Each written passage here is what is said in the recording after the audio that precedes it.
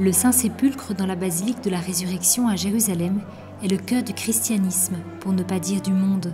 Chaque année, des millions de pèlerins et de touristes de différents pays visitent ce qui constitue le lieu le plus important pour la foi chrétienne, là où fut enterré le corps de Jésus.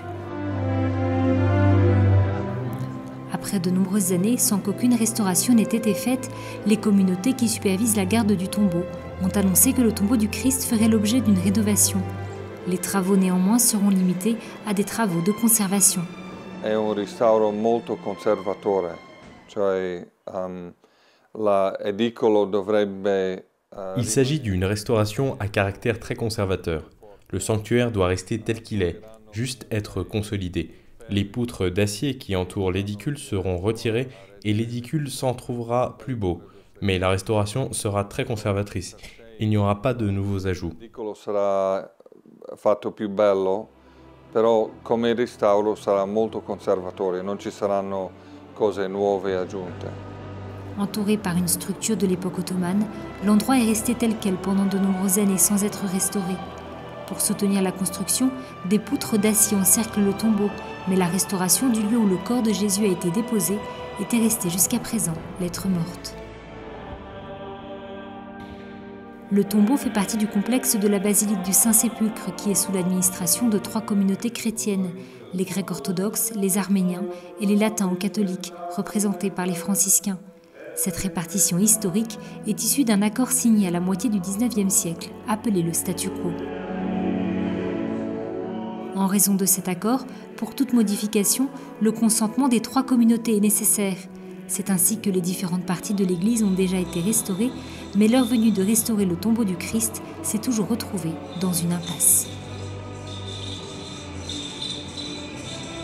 Après plusieurs années, les communautés sont parvenues à un accord et ont décidé de commencer la restauration. And it is very important, first of all, because from the technical point of view, la restauration est très importante, tout d'abord du point de vue technique. Le sanctuaire se trouve dans cet état depuis plus de 200 ans. L'église de la Résurrection a été détruite, y compris l'édicule. À l'époque, elle avait été restaurée rapidement. En tout 2 ans de restauration pour l'église du Saint-Sépulcre et le tombeau du Christ. Et depuis lors, il n'y a plus aucune restauration, rien n'a été fait. the church and the tomb itself. And since that time, no restorations, nothing has been. La restauration du Saint-Sépulcre, attendue depuis des siècles, fait aussi l'unanimité auprès des pèlerins. C'est une bénédiction parce que plus de gens encore auront la chance de voir et d'être bénis par cet endroit et par ce que notre Seigneur a fait pour nos vies. Je pense que le moment est venu de faire le nécessaire pour faire de ce lieu l'un des meilleurs endroits du monde pour venir prier.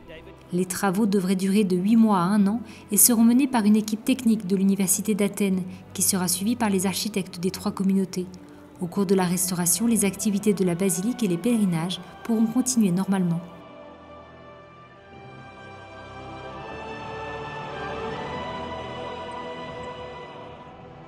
Le début des travaux est prévu pour les premiers jours du mois de mai après la Pâque orthodoxe.